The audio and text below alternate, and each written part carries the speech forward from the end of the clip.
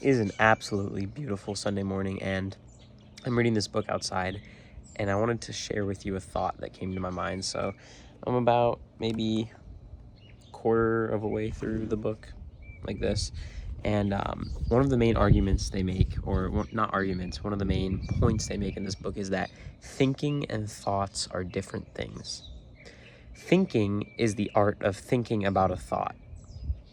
So I'll do a little example that they gave us in the book, and that is when I ask you, what is one of your dreams in life? Think about that for a second.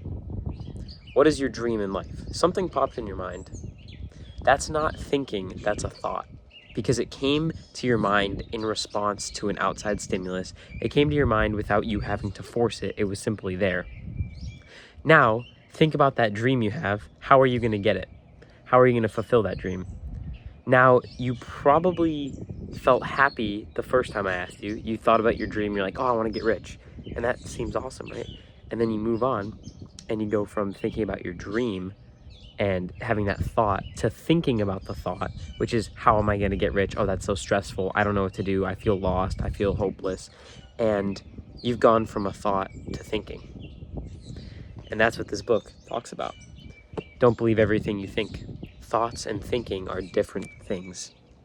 And at the end of the day, you have to realize that your emotions oftentimes stem from your thinking.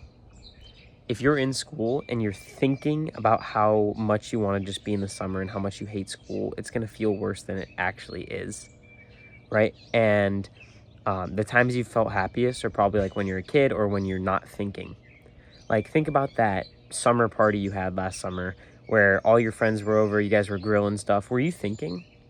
No, you were probably having thoughts, right? You heard someone say something and you had a thought and you just said it.